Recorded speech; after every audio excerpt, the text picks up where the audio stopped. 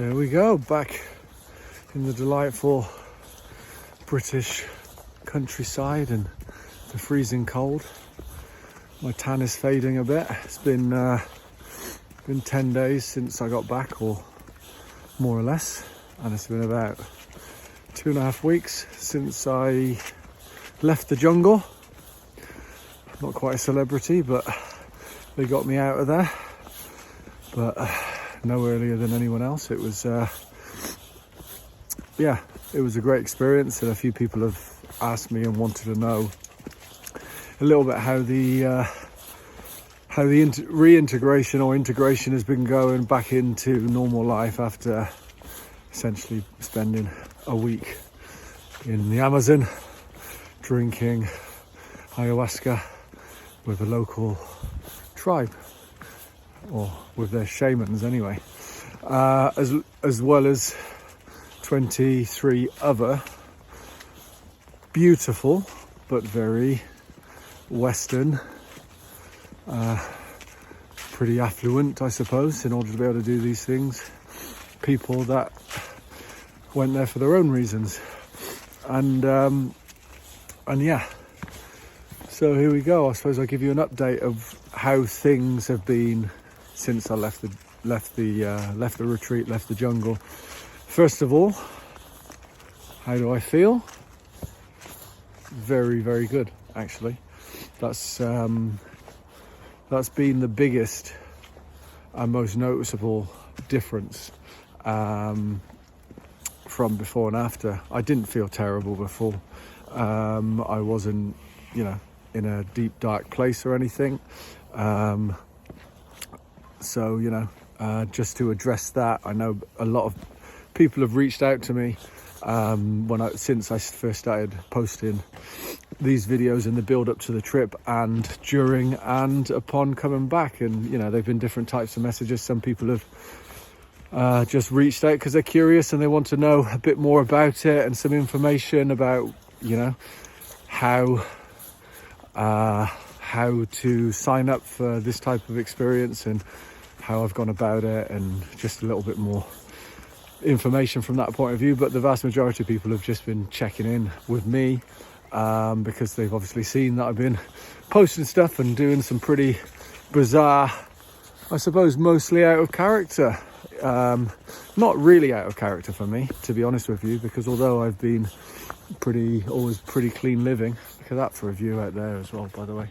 Absolutely beautiful. Look at the sky. Even though I've been a clean living guy, I've never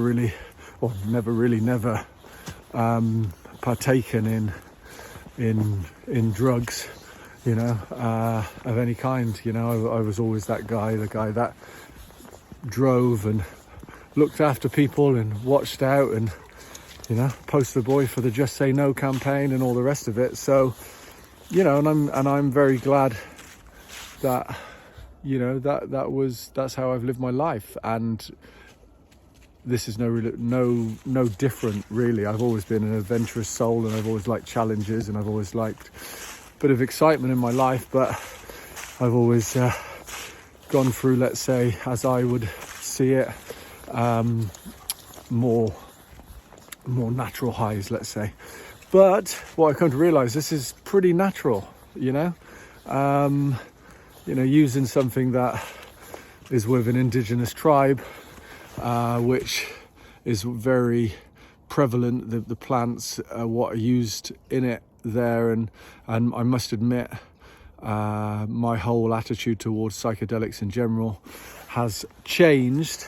I don't put them in the same bag as other narcotics and stimulants and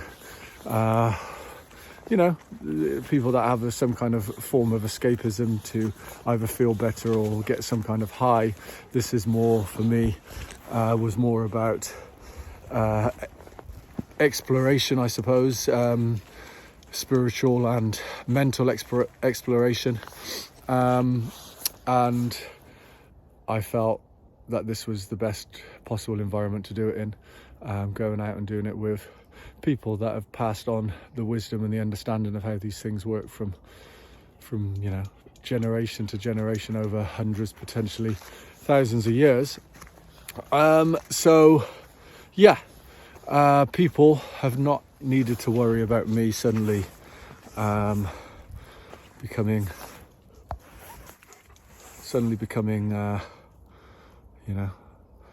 losing the plot and going down some rabbit hole of drugs and whatnot.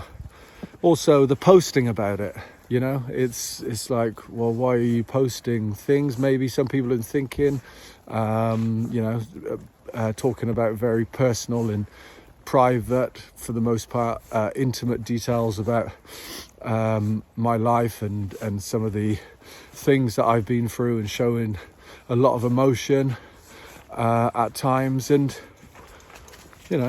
that's maybe for some people, they find that difficult to watch or see, or not interesting, or something that they think that you should keep to yourself.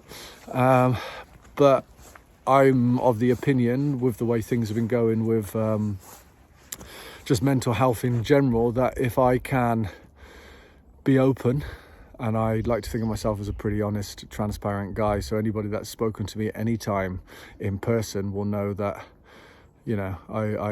I'm pretty straight up and pretty honest about things. I'm there's not much of a facade, and I wanted to do that through these channels, just because I know a lot of people would be curious anyway about what I'm doing, and about the whole ayahuasca thing. It's not something that's still very commonplace, but on top of that, just to show that somebody that, for a certain amount of people that may know me to a certain degree, think that this kind of big ex-sportsman seems to have lived a pretty charmed life, and all the rest of it, that obviously, with complete authenticity, life is, as everyone knows, pretty shit at times, and you can go through things where it's not designed to be one picnic all the way through, and you have your moments and you have your times, and you go through things, and there's nobody immune to that.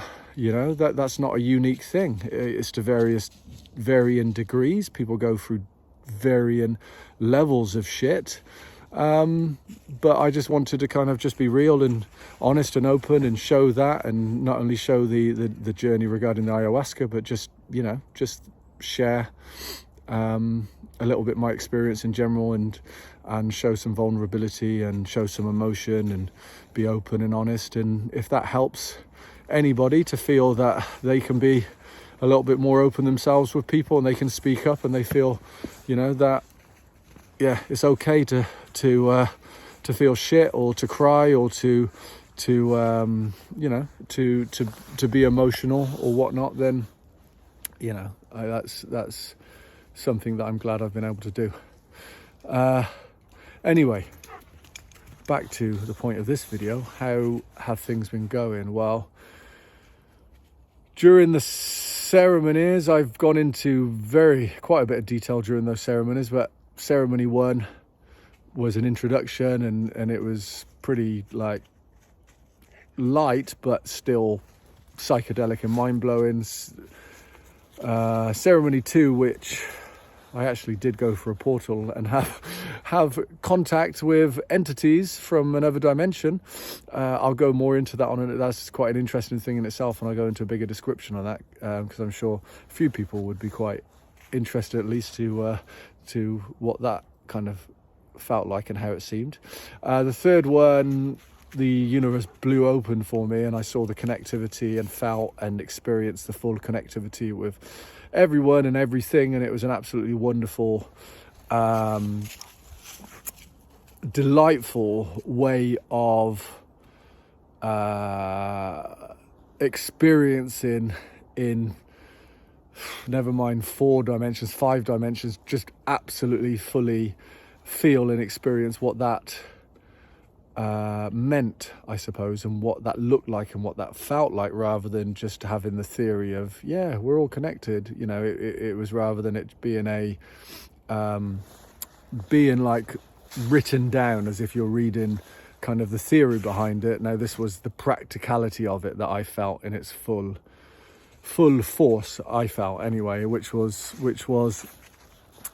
very heartening, and it certainly opened me up a lot more, and certainly made me believe a lot more in the path that I'm going down and what I'm doing. But the fourth and final ceremony, which I took a bit lighter, everyone did, took less of a dose, it ended up being, as I described in, I think, the last video I left in the group session, it ended up being a very, very difficult experience. And I was ready for that, and I was okay with it. I was like, bring it on, you know, test me, and that was all good. But the problem I had with it, and what started to freak me out and bug me out, was that when everybody else was snapping out and coming out of their trip, out of their trance, mine was just not ending. And I think me alone, but still within the whole group, went on for a good hour to potentially 2 hours longer, not feeling fully comfortable. And it started to get into my head that I'd pushed it too far and I'd fucked up. And and you know, the very thing that I feared most going into it was something changing fundamentally in my mind, and me going home to my children a bit messed up.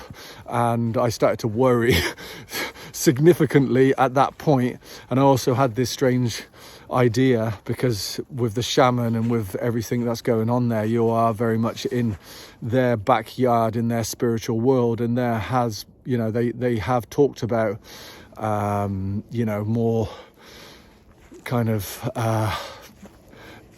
dangerous negative energies and spirits, and they talked about essentially bad shaman and stuff, and curse and all this type of shit. And I started to get into my head that that's what had happened to me, because I was left with this sense in my chest of kind of tightness and discomfort that had stayed with me for hours, and it right until the end. And I was still left with it a little bit when I came out of it, and I was for a second guessing whether I'd, you know, whether somehow some spirit had got into me. So I was bugging out over that, to be honest with you, for a few days, especially when I even went back to Iquitos and suddenly all our flights were cancelled. My house is up for sale, and that fell through, and this series of events. Then there was a strike, and we just couldn't meet up with my friend Nico to do this trek up in the Andes, of which I did finally get to do, but not with him, and it completely messed up all our itinerary. And, you know, me kind of thinking, holy shit, is this as a result of, am I now like cursed or something? And so that just shows, that was a warning to, you know, how these things can get into your head, and the paranoia that can happen when it comes to these type of substances. And it was definitely up until that point, and up until that final ceremony, I would have been probably, you know, on a soapbox singing the absolute praises of this stuff, and saying that everybody and their dog, you know, I was ready to get on the phone, I was ready to have meetings with people when I got home and say, everyone needs to do this shit is amazing, it sorts you right out. And there were, you know, and there were people with you know, mega levels of trauma, you know, people there from the armed services that got PTSD, people there that have experienced sexual trauma, that had experienced experienced really bad relationships, relational trauma, people with addictions. You know, there were people with all sorts of different things, like serious bereavements of, you know, without going into detail and talking about it, but people that were dealing with some really, really heavy life-marking stuff, as well as people that, you know, with divorces and things like kind of was more my situation. But I didn't go there, you know, and made it all about kind of my divorce. That obviously came up, and that was part of it, and the breakup of my family, and that has been a difficult thing for me. But really it's more about reaching a point in my life, and with many things that have happened over the last few years, not necessarily for me specifically, but in general in the world, the pandemic, the environmental catastrophe, or the looming environmental catastrophe, which is already playing itself out at the moment, and just the way the world's moved in terms of information and its awareness through the internet, minds being opened and people becoming maybe a bit disillusioned, and it feels like there is definitely a moment and a calling, and people are a bit wanting maybe to change the way they're living their lives a bit, and I definitely have been feeling that calling. And that's been part of the whole thing for me, is, part of this journey and all the thing that I've been doing over the last year to 18 months. This is definitely part of it. It's definitely part of me wanting to go a bit further, look into things. There's a real curiosity that I have right now, and there's some real changes that I want to bring into my life. And it's not through crisis. It's not through, a lot of people have been like, are you all okay, Scott? You're all right? We're rooting for you, which is lovely to hear. I'm not mocking that, but that is not what's been going on with me, and I've tried to come across genuine and open, but at the same time, not everything is like a complete emergency. We can grow and change and share and evolve as people and change some of our priorities. I haven't become a completely different person, but and that's okay. And that's okay. I know it can freak some people out, because everybody kind of feels more comfortable when everybody is kind of acting in what seems like a familiar way, and they can be triggered, or they can bring stuff up in them when suddenly they see somebody that they know or somebody that they're close to starting to act in a different way, or talk about things in a different way, or bring different things into conversations, and it can confuse a few people and upset a few people. Thankfully, pretty much everyone I know has been, pretty open. They pretty much trust me and trust my head and trust where I'm at in general. They know I'm a pretty solid, resilient character, and I feel that I've been able to share a few pearls of wisdom with quite a few people, and that's kind of what I want to do, and that's part of what I'm trying to do here.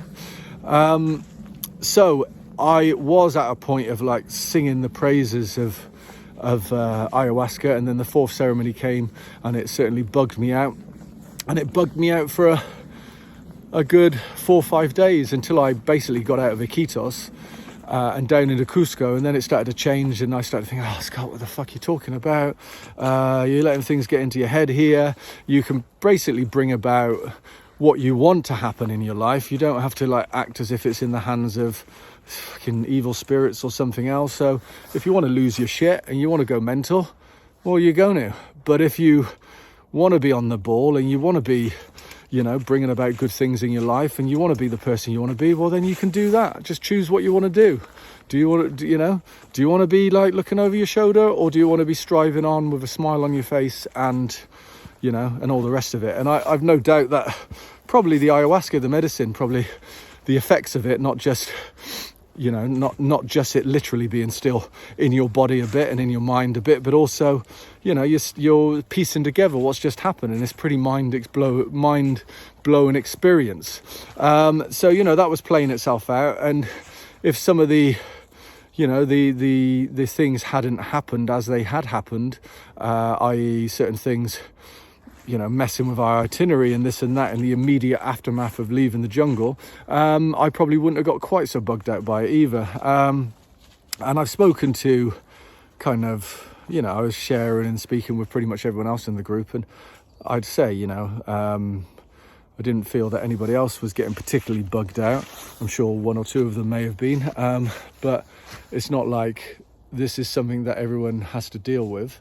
It was something that was a bit of a side effect for me, and probably for a reason, because I can get a bit cocky, and I can get a bit overconfident, and I can take things a little bit too, think that I've got things worked out a bit too much.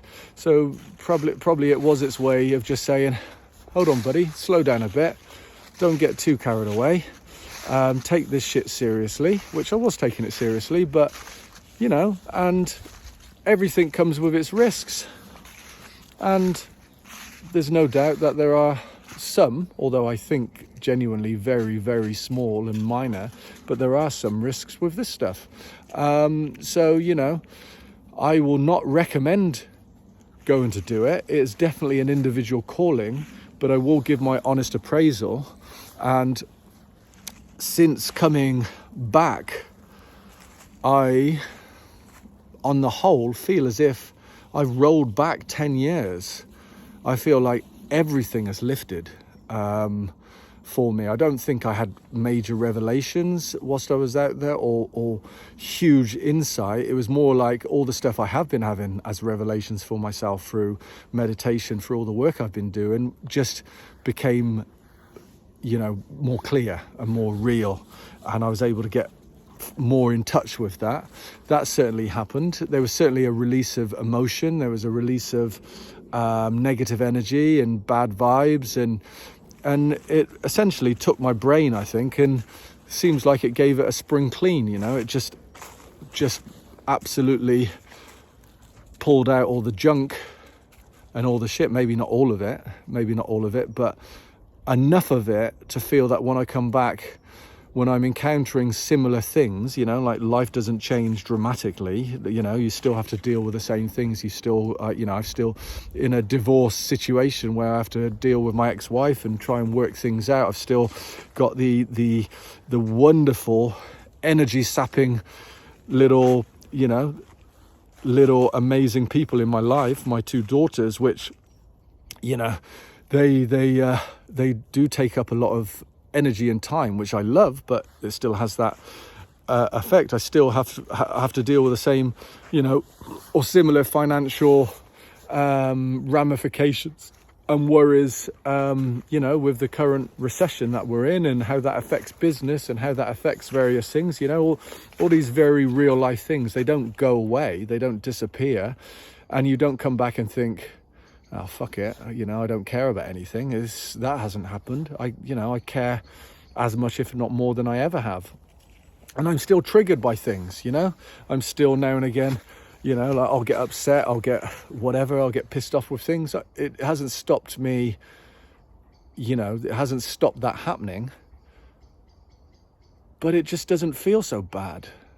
Everything doesn't feel so like, you know, so heavy. I feel more like I did before I settled down fully and had children and mortgage and accumulation, and the accumulation of like silt and shit that is built up in your mind, you know, that constantly worrying about what's around the corner and all that kind of stuff that can happen, you know, in adult life, anxiety, stress and all that stuff. It just, now something happens and I might get caught up in the moment for a minute. I might even overreact. I might even make a mistake, whatever. And then I'm all right again. It's just, you just keep going. It's just like, whatever. And that is a huge shift. You know, I don't know how long, I don't know if this is just an afterglow now, from being back. You know, I've only been back 10 days, you know. I could be back on here again in a month, 2 months, 6 months time and saying, well, that was short-lived, and maybe. But part of this is like, well, if it is short-lived, I'll enjoy it whilst it is short-lived. You know, I mean, just don't get too bummed out when things get rough, and don't get too cocky and overconfident when things are good. You know, try and appreciate the good and not sweat the bad. And this sounds like really kind of you know, the type of throwaway advice that you get on the back of I don't know, on a fortune cookie or something. But it becomes a lot more real and tangible, or it's become a lot more real and tangible for me. It's become a lot more like, yeah, that's how it can be. That's how you can approach it. So that's been the biggest difference for me. You know, that's been the biggest difference. It has cleaned me out physically and mentally. It's not for everyone. There's obviously some inherent risks with it. For the most part, though, I get the sense from the research that I've done and speaking to people, it can push you psychologically, but it's very rare that it would break you. If you do have, if you have existing predisposition to schizophrenia or to some form of mental illness, or if it's within your family, it's highly advisable not to touch it and not to go anywhere near it. And that's one of the screening processes that goes on anyway. You have to be honest and truthful about this. And if you have any real concerns or worries because of things that you felt and experienced in the past, don't do it. It's not worth it. If you feel, pretty resilient, corpus mentis, but you're struggling with whatever you're struggling with, and you just want to kind of have a different perspective, or do some healing, or you want to discover more about yourself and open your mind, then if you feel confident and you want to do it, then great, and feel free to ask me any questions. I'll answer what I can. If you feel you want to do it and you're called to it, and you feel worried, which is normal. I was worried. I was pretty pooping myself going into the first session. Then would I ever do it again? Don't feel the need to do it again right now. I've certainly in no rush to go back. If you'd asked me 10 days ago, I'd have said never again. Now, a bit like women describe after childbirth, the further they move away from it, the more the idea suddenly starts to become palatable again. I think it's a bit like that. There is a kind of rebirthing of sorts from it. So would I ever do it again? I don't know is the answer to it. But I'm certainly open to the idea that perhaps at some point down the line I would be, but I don't feel the need anyway anytime soon. There's other things I want to do. There's other practices I want to bring in. There's lots of retreats and camps and courses and different things I'd like to take, but they don't involve psychedelics or anything. They're just more mainstream. Certainly mainstream now, things like meditation, yoga. I wouldn't mind doing a Wim Hof course, and lots of different things for health in general, both physical, mental and spiritual. And I definitely am interested in that, and I will sign myself up for a few things over the next year or so. So watch this space. I'm sure I'll be talking and videoing those, but I'm not about to sign myself up on another one of these experiences in Peru or anywhere else. But maybe in a few months, 6 months' time, or in a year's time, I might get curious again and think, okay, could do with another round of this, see what comes up this time. Anyway, over and out. That's my recap.